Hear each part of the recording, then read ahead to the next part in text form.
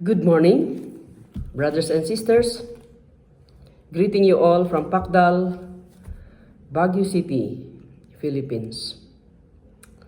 I also want to greet you, happy 8th anniversary, FBCFI, Perth, Australia. I greet you all, brothers and sisters. Happy anniversary. Happy anniversary also to Pastor Larry, Pastor Bell, and all the pastors there. God bless you. Thank you so much for inviting me to join you on your celebration of your anniversary through giving me this part in your seminar. Thank you.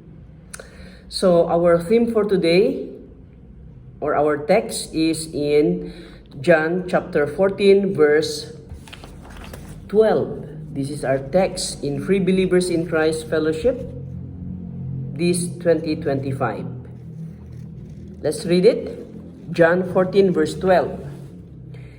Very truly I tell you, whoever believes in me will do the works I have been doing, and they will do even greater things than this, because I am going to the Father.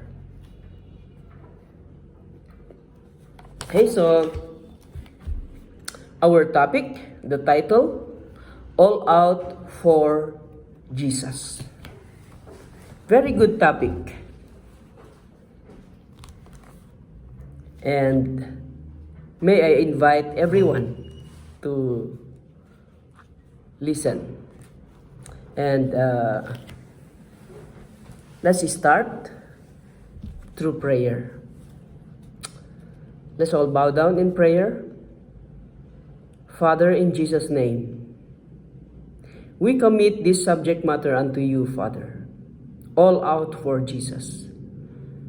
I speak blessings upon your people, Father God, in the name of Jesus. I ask, Holy Spirit, that you fill each soul, that you fill each vessel as we listen. Feed us, O Lord. Feed us with the manna from above. Feed us with the bread of life. In Jesus' name we pray. Amen. What is the meaning of all out for Jesus? From the dictionary, ang ibig sabihin ng all out, yung phrase na all out, number one, it means completely and wholeheartedly. So we can say, completely for Jesus. Wholeheartedly for Jesus. If you love someone, kung in love ang isang tao, alam ng minamahal mo kung you are wholehearted or not. If you are in love with the Lord Jesus, the Lord also knows if it is wholehearted or not, or half-hearted.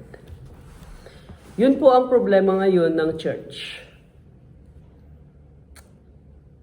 As time passes by, our love for Jesus is tested. We can see that. We can read it in Revelations. Revelations chapter 2. Let's start from verse 2 hanggang sa verse 5. Okay, please follow me. I know your works, your labor, your patience, and that you cannot bear those who are evil.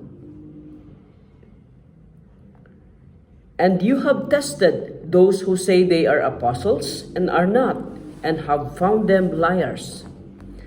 And you have persevered, and have patience, and have labored for my name's sake, and have not become weary. Parang all out for Jesus talaga. From verse 2 hanggang verse 3. Pero sa verse 4, nevertheless, I have this against you, that you have left your first love. Remember therefore from where you have fallen, and repent, and do the first works, or else I will come to you quickly, and remove your lampstand from its place, unless you repent. So, that's the problem of the church today. We are now the end time church. We are now in the last days. At tayo pa ang church ngayon. Maraming mga na-testing na ang pag-ibig or pagmamahal sa Panginoon. Marami na. Wala na yung no more love. Faded love na. Kinmupas. Love will be tested. Makikita kung ang pagmamahal mo sa Panginoon, is it wholehearted? Or hindi na? Let's ask for forgiveness. Sabi doon, remember, therefore, from where you have fallen. Kung bumagsak tayo sa ating pagmamahal kay Hesus Kristo, sa ating paninilbi kay Hesus Kristo, repent. Sabi doon, repent. Agbabawi kayo. Okay, so that's number 1. Number 2, all out means using all one's strength and resources. Using one's strength or using all one's strength and resources. Strength, of course, you use your strength. Strength, you exert effort. Kung minsan napapagod tayo dahil sa trabaho. Kung minsan nagtatrabaho tayo sa Kingdom of God. And then we go tired. Using all one's strength. Ngayon, ang ginagawa namin ngayon dito sa Irisan, we are preparing for our global convention. And much effort is needed. Ang daming mga volunteers. Kung volunteer, there is no pay, walang bayad. Ang magbabayad sa kanila is the Lord Jesus. Strength. May time noon, nung medyo we are still younger, nasa mountain province kami, gusto naming matapos yung church building. So kami na ang gagawa kasi walang mga lalaki. So sabi ko sa kasama ko, my disciple, gawa na tayo ng hollow block.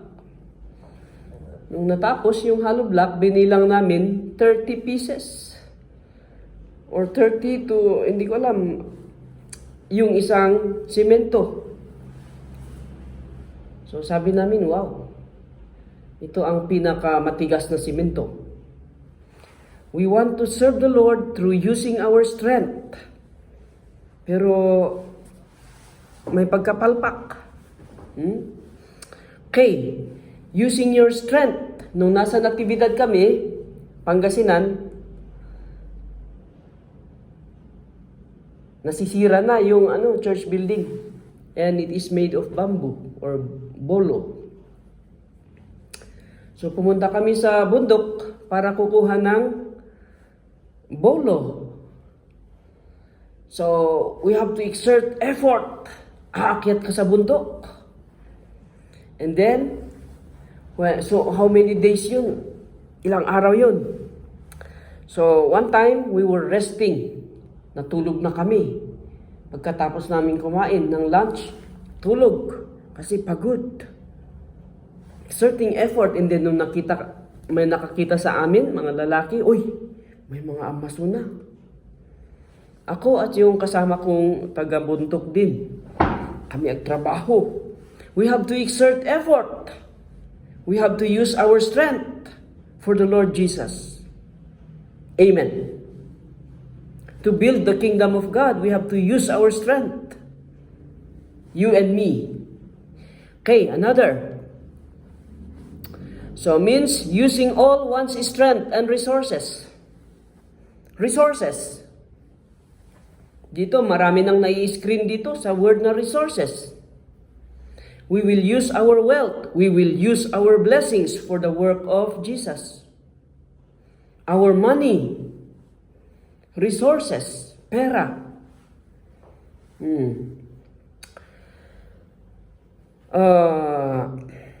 Do we love to give? Do you love to give? Or masakit ba kung nagbibigay ka? Pati ako, masakit ba kung nagbibigay ako? But this is the mark of a church. Is they love to give. You can read that in Acts chapter 2. They sell their properties and give to the poor. Acts chapter 2, verse 45. Is that verse 45? Yes. So, let's read also in Luke chapter 16 verse 9. Sabi doon, Luke 16 verse 9. Sabi doon, use worldly wealth to gain friends for yourselves, so that when it is gone, they will welcome you into eternal dwellings. Use worldly wealth. If you are blessed with worldly wealth, use it to gain friends. Friends of Jesus. Okay, so using all one's strength and resources. That is all out for Jesus. All out giving. All out giving. And all out serving or working for the kingdom. Using our strength. May all out giving pala. And all out serving. Praise God. As a pastor, kilala ko kung sino sa mga members yung very much supportive sa trabaho. And every time kung may mga outreaches, you just tell them, sabihin mo, please help. We need to go there. And then we need fuel. Or we need something to give to the children or to the people. Example, DBBS. Ngayong May na naman ang DBBS natin dito sa Pilipinas. Yung iba, sabi nila, susuporta kami, Pastora. We will buy candies and biscuits you are going to give to that place. Yung iba naman, okay, kami, gagamitin natin ang sasakyan. We will put fuel. Praise the Lord. Amen. That is using your resources. And that is the meaning of all out.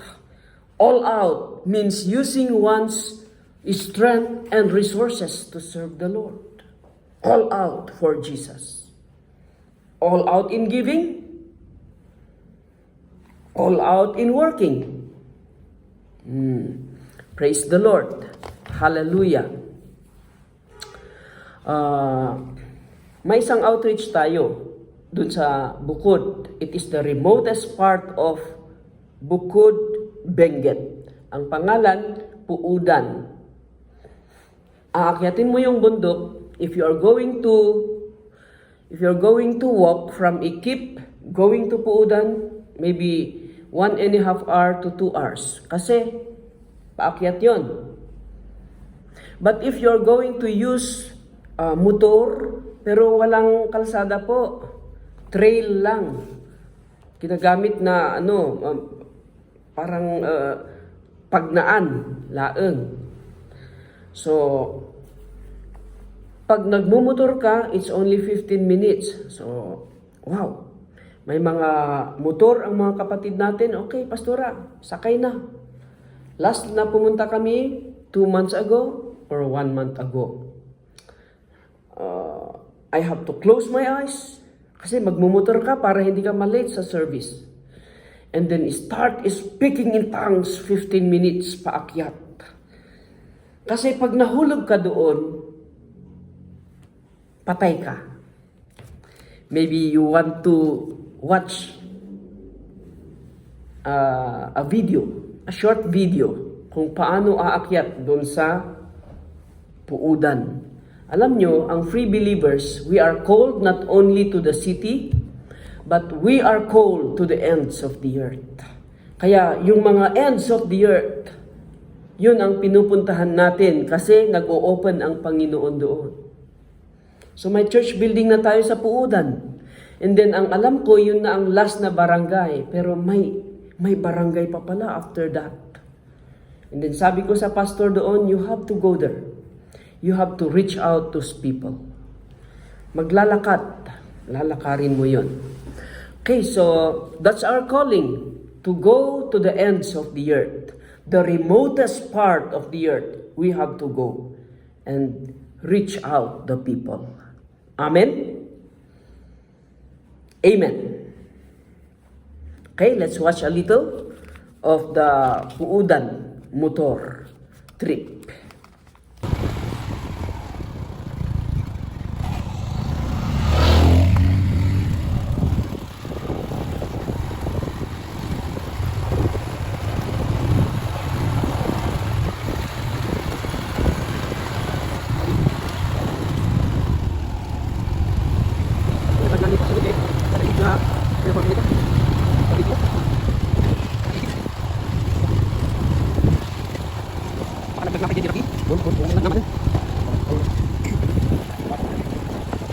Ay, mother na kita din sa.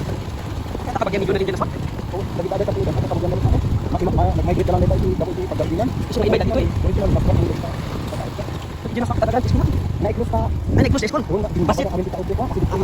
So awan school dyan. Wala, dua ka naman. Okay.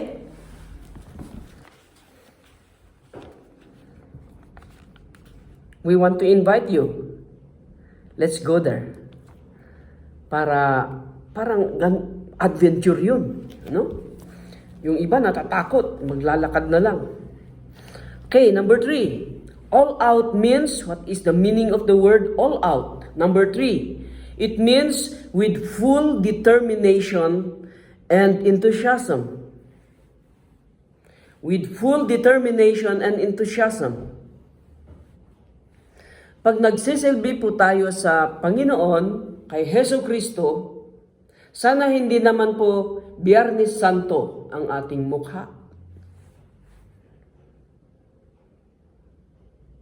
Can you smile to your neighbor, to your seatmate? Sana hindi Biyernes Santo ang ating mukha, hindi tayo napipilitan. Hindi tayo pinipilit.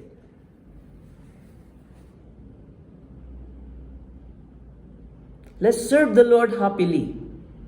Let's serve the Lord enthusiastically. Let's serve the Lord with joy. The Word of God says, the joy of the Lord is our strength. Amen.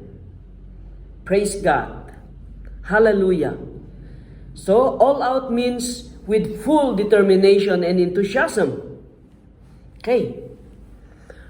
I received the Lord Jesus in my heart as Lord and Savior dun sa hospital, 1989. And then, after that, I was healed. Sa sakit ko, akala ko mamamatay ako doon. So, I was healed and then I returned to college sa UB. And, again, I listened again to the Word of God when I went home to Felix. Kasi doon kami sa Felix Mines. Nag-Bible study, and then I was baptized July 15, 1990. And after 1 year, I went full-time, 1991. From 1991 hanggang ngayon, praise the Lord. All glory belongs to God. I'm still on full-time. For 33 to 34 years, madaydayaw iti Apo. Praise the Lord. There are many problems. No? Maraming mga problema. It will kill our enthusiasm to serve the Lord or our determination. Maraming problema sa ministry or sa church or sa family. Many problems. We can meet many problems pati sa mga kapatid natin, kapatiran natin, mga co-workers natin, or co-leaders, or co-pastors. Ang daming problema. But one of my testimony also, last 2021, during pandemic, I was diagnosed with breast cancer stage 3. I was operated August 26, 2021. After operation, nakita nila, nag-biopsy. Then sabi ni doktor, stage 3C. Malapit yatang maging stage 4. Hindi nila inalis yung breast, inalis lang yung bukol. And then, sabi ni doktor, you have to undergo chemotherapy and radiation. Doon na ako, I was broken because of that. Kasi marami akong nakita sa hospital. Pag nagbibisita kami ng hospital, lalo na sa cancer department, maraming mga walang buhok, marami yung mga kakaawa. And so, sabi ko sa sarili ko, Lord, whatever sin, oh God, forgive me. So from the doctor's clinic, pumunta ako sa CR doon sa Notre Dame. Pumunta ako sa comfort room. I prayed, Lord God. I cried to the Lord. Umiyak ako doon. Hindi ako umiyak sa harap ng doktor ko, pero umiyak ako kay Hesus Kristo. Doon sa comfort room. Wala namang tao. So me and the Lord Jesus alone. I cried. I shed tears, cried, umiyak. And then after that, I went out and then went home. Noon naman, naka-face mask kasi pandemic yun eh. Naka-face shield pa kami dito. So hindi nakikita kahit na naglalakad ako pa uwi. Going to the jeepney station. Umiiyak ako. I was praying. You know, God breaks His people. So sabi ko, Lord, are you breaking me, Lord? God has to break His people para maging humble tayo siguro. Yes, not siguro. So we could be humble before Him. And I was broken and I cried. You know, tears are signs of brokenness. Tears are liquid prayers. I cannot say anything, but I was crying. Praise the Lord. God breaks us, but He also mends the broken heart. He mends it. He heals it. So, after that, okay, many prayed for me. There are many people who are praying. I'm also praying, Lord, I need miracle. So, nag-chemotherapy pa rin ako. It started October 2021 hanggang January, 6 sessions. After my first chemo, my wedding. So, wedding at Kayapa. So, pumunta kami kasi ako yung mag-officiate. So, kahit na may problema tayo, we have to continue serving. It's all out for Jesus. Walang bakasyon. I told the Lord, no, I'm not on vacation, Lord. As long as I'm breathing, I will serve you. So, pumunta kami ng Kayapa, kasal, wedding, service, ceremony. Sabi ng mga kasama ko, Pastora, nung natapos yung service, yung buhok mo, bakit? Parang tumatayo na sila. So kunak nga, itatangnayo tani, matinting nagdan ti buhok ko. After first chemotherapy, na lalagas na yung buhok.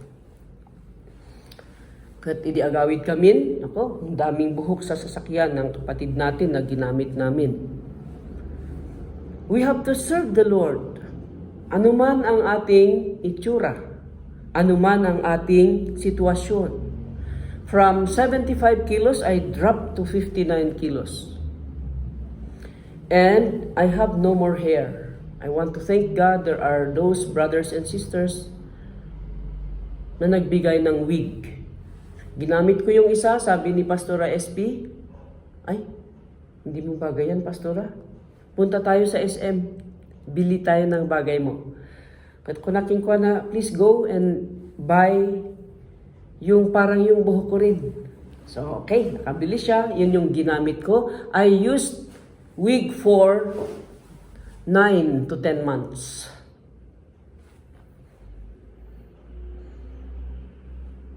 For those times while having chemotherapy and radiation, I kept preaching the Word of God. Sabi ko kanina, walang bakasyon. Kasi kung magbabakasyon ako, baka mamatay na ako. I serve the Lord kahit walang buhok. I serve the Lord kahit walang kilay. Hindi ko naman alam kung paano gagawin gagawa ng kilay. So, never mind. What matters is the message. Sabi ko sa aking sarili, never mind. Praise God. After radiation and then so lahat ng sinasabi ng doktor ginagawa. So that's our family sa Free Believers. Sabi ni Bishop, kasi at first pumunta ako sa isang doktor, okay, we will remove the breast. Sabi niya, parang natakot ako, and then sabi ko kay Bishop, ganito daw. You go to another doctor until there is peace in your heart. Okay, sige. So, lahat ng mga gastos ng mga pastors, binabayaran ng Free Believers in Christ Fellowship. We are the only church na gumagawa ng ganyan. That's where your giving goes. Okay? So, yung overseer namin, sabi niya, Pastora Vilma, walang sakit-sakit, walang kemo-kemo. Come and attend the meeting. Sabi ko naman, okay, Pastor. Yes, I will go attend the meeting. Ang problema ko noon, ang meeting sa Sabela. Praise God. But you know, we can do all things through Christ who gives us strength. Amen? Praise God. So, kasjay, nagsirbi tayo ti Apo, ipapati tayo kakabsat. All out for Jesus. All out for Jesus. Hanggang kamatayan. Amen. Okay. So, anong ibig sabihin ng word na for Jesus? Ay, very easy. All that we do is for the Lord Jesus. Our life is centered around Jesus. Our focus is Jesus. Whatever we do is for the Lord Jesus, because He is our Lord. He is our King. He is our Savior. He is our healer. For me, it's a miracle. Nung pumunta ako sa doktor, sabi niya, so hawak-hawak ko lahat yung mga results ng mga blood works. And then, ulit-ulit ang mga ultrasounds, mga mammograms, and then kung ano-ano pa, scans, bone scans. And then lastly, pumunta ako sa Angeles last month para mag-PET scan. And then sabi ng doktor, congratulations. You are free. Hallelujah. Praise God. He is our healer. He is our provider. Jesus is our strength. Jesus is our joy. Jesus is our everything. Everything we do is for the Lord Jesus. For Jesus. Not for ourselves. We can read it in 1 Corinthians chapter 10 verse 31. Whether you eat or drink or whatever you do, do it all for the glory of God. do it all for the glory of God. Ano man ang ating gagawin, whatever you do it all for the glory of God. Can we say amen? We can also read in Colossians chapter 3 verse 17. Let's read our Bible. Whatever you do, whether in word or deed, do it all in the name of the Lord Jesus, giving thanks to God the Father through Him. Whatever you do, in word, yung sinasabi natin, or yung deed, our actions, hindi aramid tayo, do it all in the name of the Lord Jesus. So lahat pala talagang for Jesus. If you are a believer, it is all for the Lord Jesus. All out for Jesus then means, number one, ulitin natin, all out for Jesus is completely and wholeheartedly serving Jesus. Hallelujah. It means obedience to Jesus. Our gift to God is our obedience to Jesus. Wholeheartedly. Complete obedience. Hindi po partial, mga kapatid. Hindi po partial. Complete obedience. All out for Jesus. Number two,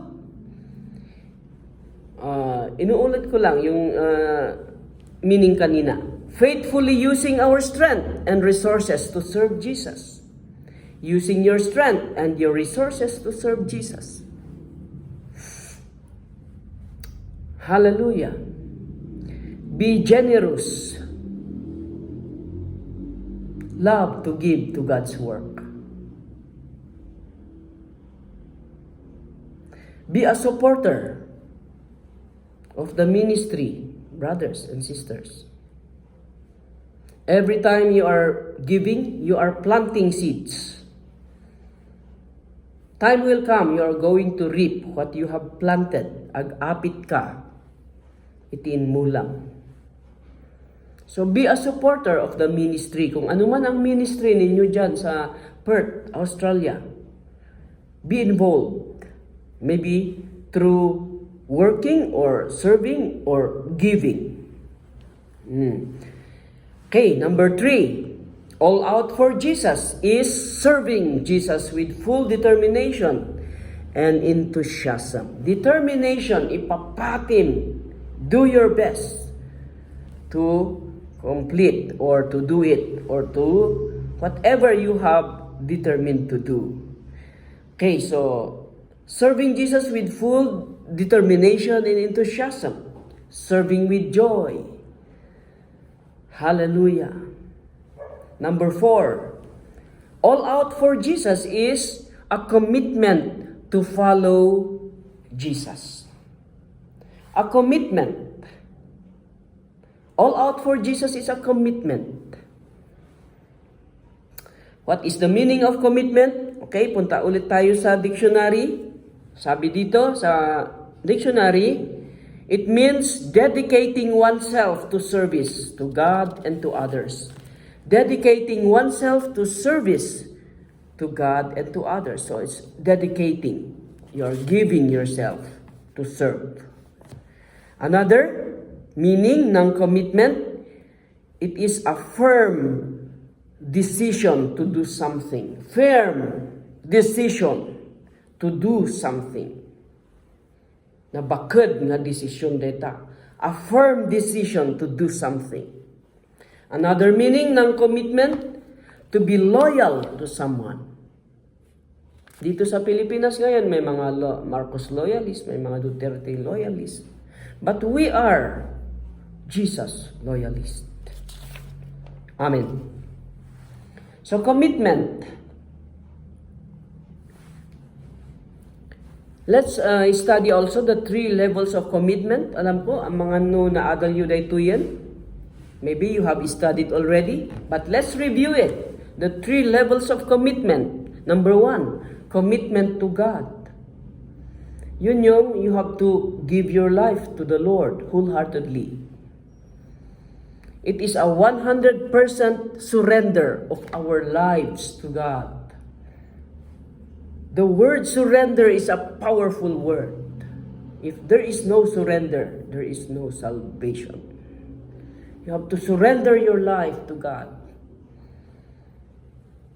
All out for Jesus is surrender and obedience to Jesus.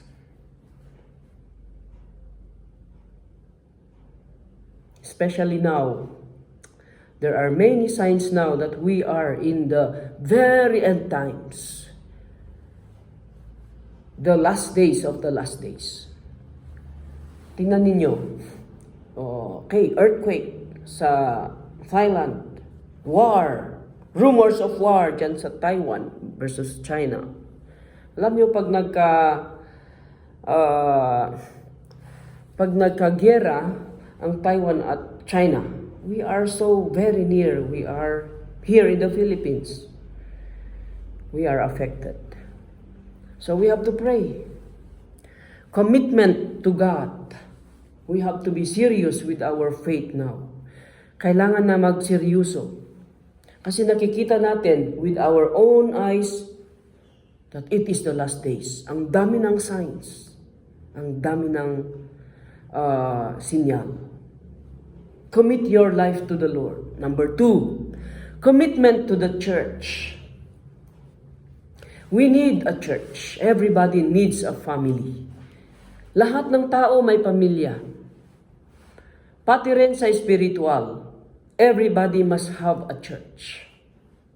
And we are so blessed that we are in this family of free believers in Christ Fellowship. This is our family, this is our tribe. Alam niyo, nakakaawa ang isang tao na walang pamilya. Pag umuulan, nasa labas siya. Kawawa siya. Pag umiinit, umaaraw naman, still nasa labas siya. Hindi siya makapasok kasi he is not part of the family. Spiritually speaking. Church is our family.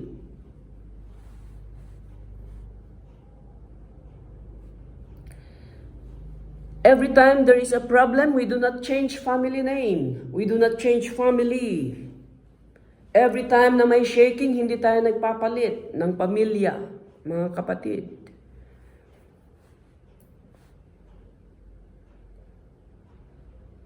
We have to be faithful. We have to be committed to a church. We have to be committed to our church. If this is the church that God has put us, that God has placed us into, then we should be committed to this church. Can you say amen? If this is the church, our family, then we are going to worship in this family. We are going to serve in this family, serve God in this family. We are going to grow in this family. We are going to be discipled in this family. We will be trained in this family of free believers. Amen? Grabe ang training ng free believers. Grabe. Kahit na hindi nag-Bible school, pwede siyang matawag na pastor. Especially kung binigyan na siya ng Panginoon ng mga tupa, then you are automatic, you are a pastor. If you have a sheep, then you are a pastor. Tuturuan mo na sila ng salita ng Panginoon. Okay? So if you have a family, then support your family. How do we support our family? Let's have a regular attendance at church. Pag may mga services kagaya nito, it's your seminar time. Attend the seminar. Attend Sunday services. Attend all activities in church. That is how you show you are all out for Jesus. Pero kung palagi ka absent, how can you say you are all out for Jesus? So, attend services, Sunday services. We need to feed our spirit. Let's go to church. Worship the Lord. Be filled. And then face the Word. Minister to the Word. How do we support our family? Let us be involved in church activities. Involvement in church activities. Kailangan na may involvement ka, may ginagawa ka, may activity ka. How do we support our spiritual family? Because we are committed to this family, let us support by giving our tithes and our offerings financially. If you have pledges, kasi ang daming pledges natin, then give it. Okay? Yung iba, pag napakinggan na ang word na tithes, back out na. Why? Because they do not want to give. But the tithe belongs to God. If you give the 10% of your blessings, of your money, then the 90% is so blessed. Hindi basta mawawala. It is so blessed by God. Pero kung 100% ayaw mong magbigay, there's no blessing sa 100% mo. Baka mabigyan pa ng wings, pakpak, tumayab. Okay, so commitment to the church. All out for Jesus is to be committed to a church. You need a church, I need a church. And then ang Panginoon, hindi siya nagkakamali na inilagay tayo dito sa pamilyang ito. Commitment to a church. Number 3, commitment to ministry. Lahat ba tayo may ministry?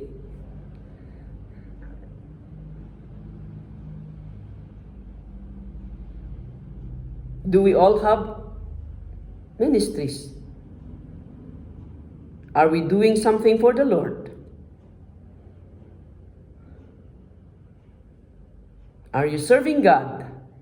Ano kaya ang ministry yun? Music ministry? Prayer ministry? Evangelism ministry? Ushering ministry? Teaching ministry? Education? Ano kayang ministry yan? Praise God if you have those ministries. If you are doing something for the Lord, praise God. Dito sa Baguio, ang ginagawa namin ngayon, because last year, sabi ni Bishop, last October, sabi niya, okay, we need to have this all-out evangelism. All-out evangelism. Okay, so tinuruan kami. Kasi ang bishop natin, dati siya, he is under insurance company. So, tinuro kung anong gagawin namin na mag-evangelize. Okay. So, sa Luke chapter 10, verse 1. After this, the Lord appointed 72 others and sent them 2 by 2. Sige nga, sabihin natin ito, 2 by 2. Ahead of him to every town and place where he was about to go. 2 by 2. Yun ang word ni Bishop. Meron pa sa mga ibang verse sa Mark chapter 6, verse 7 to 13. Basahin nyo. Mark chapter 6, verse 7 to 13. 2 by 2. So, it's an all-out evangelism. Aggressive evangelism. Sabi ni Bishop. Those are his words. Alam nyo, si Bishop ngayon ang overseer namin dito sa Baguio. So, sabi niya, okay, I have to challenge you, all of you, lahat kaming mga pastors. We have at least 90 plus local churches sa Baguio City and suburbs. 90 plus, maybe 91 or 92. And we have 98 Sunday services. Kasi yung iba, may evening service, may afternoon service. But at least we have 92 local churches. Nag-jump up nung pandemic. Kasi dati 53. Nung nag-lockdown, dumami.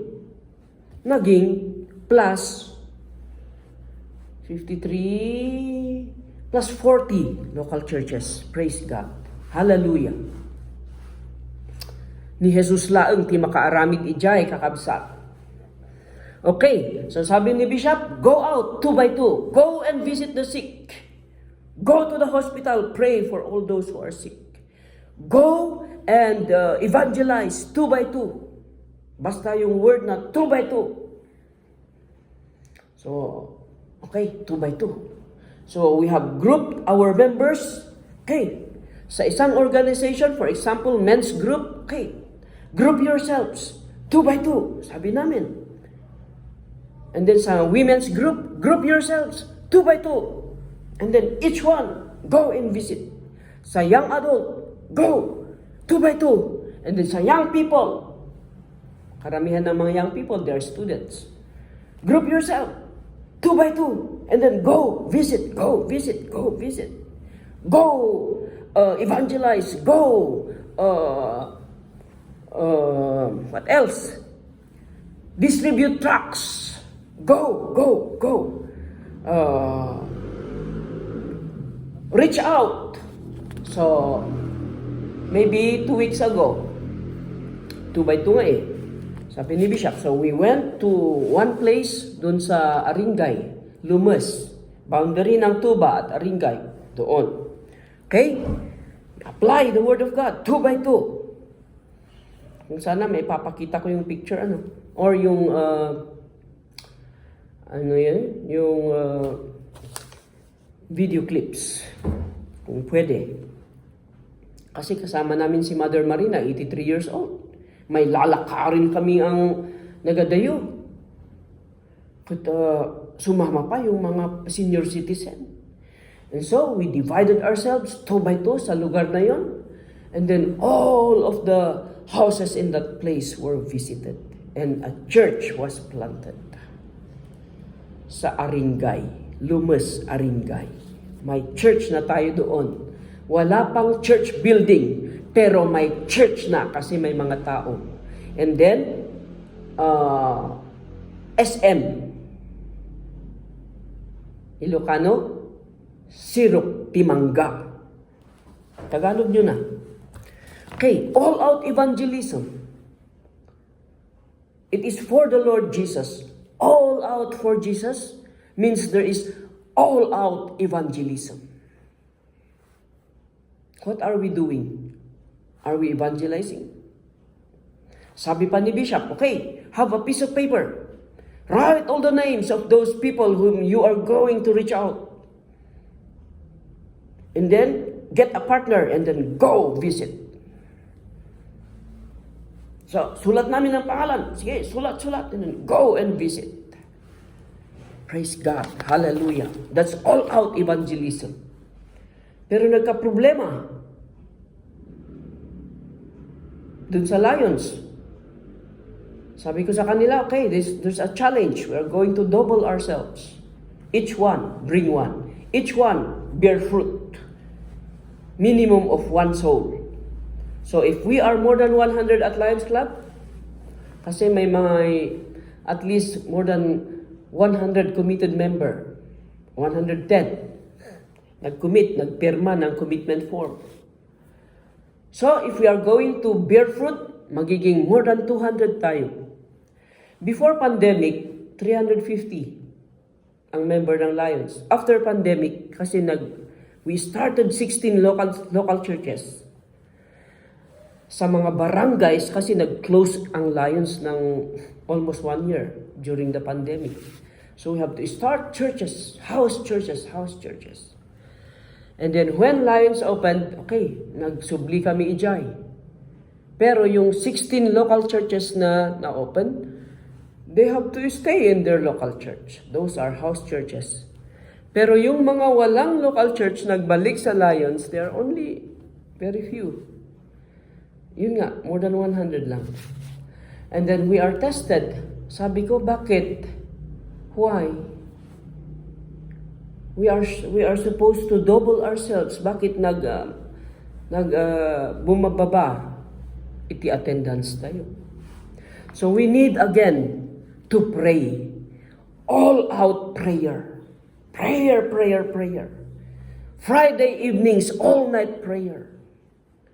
And then, don't watch lahat ng Baguio City. We thank God kasi may church tayo sa Hilltop. Lahat ng Baguio City, let's all go to worship the Lord at Hilltop, 4:30 in the morning until 6:30. We have to pray that God will bless. Each local church will double his attendance. It's a challenge. That's our vision. And the vision was transferred from our pastor, our bishop. That's the vision. Double. Each one will bear fruit to one soul. Hallelujah. So prayer, kasi hindi mangyayari yun kung walang panalangin. We need to back it up with prayer. Kailangan na mag-pray tayo. All out prayer. So hanggang ngayon, it will end today, April 12. Hindi namin naabot ang 2 months. It's 71 days, but it's still good. Lahat pupunta sa Hilltop para mag-worship in the morning. Kahit na yung manggagaling sa Kabuyaw, kahit na yung manggagaling sa Cannon Road, yung manggagaling sa Felix, we all gather together, worship the Lord. Because revival comes in answer to our prayers. We need to build up our prayer life. We need to build up our prayer meetings. It's very important. All out prayer. Hallelujah. Praise the Lord. Amen. If we want to live all out for Jesus, we need to pray para ang Panginoon gagamitin tayo. You know, we are like vehicles, or we are like our cell phones. Everybody has cell phone. Ang cellphone, pag ginagamit yan, nawawala ng battery, nalulubat. So we have to charge it again. Prayer is connecting to the power. We are like vehicles. Every time that the vehicle runs, nauubos yung fuel. So what shall we do pag nauubos yung fuel? We need to go to the gasoline station and then get fuel. That's the ministry of the Holy Spirit. The Holy Spirit gives us power. The Holy Spirit gives us oil. The oil of the Holy Spirit fills us so that we can be all out for Jesus. We can serve the Lord happily, enthusiastic. We need the Holy Spirit so we could go. Pag nawawala na tayo ng Espiritu Santo, we need to seek God. Lord, fill me with the Holy Spirit. The Holy Spirit is the most important person on this planet right now. The Holy Spirit came down to empower the church. Because without the Holy Spirit, we will all get lost. Alam ng Panginoong Jesus yan. So after He went up to heaven and is now seated at the right hand of the Father, bumaba ang Espiritu Santo, and the Holy Spirit empowered the church. Anong nangyari sa church after the Holy Spirit came? Wow! Si Peter, na very much afraid of people, natatakot, naging, wow, hallelujah, naging evangelist. The time that the Holy Spirit came, and they all received the Holy Spirit, and they spoke in tongues, and they are filled with His power, and there is a fire or a tongues of fire. on their head. Wow, hallelujah. They were empowered. There is a difference of a person who is filled with the Holy Spirit and a person who does not believe on the Holy Spirit. We need the Holy Spirit, brothers and sisters. Kasapulan tayo ti Santo Espiritu. Kailangan natin ang Holy Spirit. And He is just, He is not far away. He is just here. And He wants to fill us. So that we can go again, we can run again, we can drive again. And we can live our lives all out for Jesus. Amen. If we are in partnership with the Holy Spirit. Because it's the Holy Spirit who gives us the power to serve Him. It is not by might, nor by power, but by the Spirit. But by my Spirit, says the Lord. You will receive power when the Holy Spirit has come upon you. And you will be my witnesses. Acts chapter 1 verse 8. In Jerusalem, in Judea, and in Samaria, and to the ends of the earth. God can use each one. God can use you. Kahit na dyan kayo sa Perth, dyan kayo sa Australia. God has a plan for your life. Kung paanong may plano ang Panginoon sa aking buhay. I have to testify always, kahit na sa mga lamay-lamay, kung nagpo-preach ako, I include my testimony. God has a plan for my life. Kaya hindi ako namatay, kahit na may cancer, but I'm healed. God has healed me, and I have to give glory to God always. I have to testify that He is my healer. I always include it on my messages. That God is good. He heals us. Ang sakit naman ng tao, hindi lang physical. It's spirit, soul, and body. He can heal us. Amen. Praise the Lord. Hallelujah. Hallelujah. If you are thirsty, then drink from the Holy Spirit.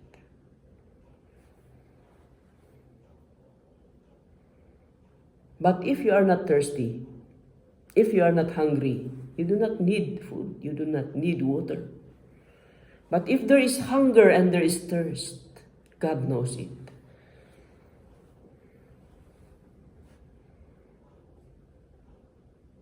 You just ask the Holy Spirit, Holy Spirit, come. Fill me, Lord. That's why I included commitment to church. We always have to attend church because it's in the church that God will fill us. Again, so we can go out strong, filled, and ready to serve. Praise God. So, that's all. Salamat, Agyamanap. Thank you so much for listening. I just don't know if you have learned something today, but I hope so. I'm not good in English, but never mind. I know the Holy Spirit will teach you. I'm not even good in Tagalog, but never mind. I know the Holy Spirit has taught each one. May the Lord bless you all. Again, happy anniversary, brethren in Perth. God bless you all in Jesus' name. Amen. God bless you. Thank you so much.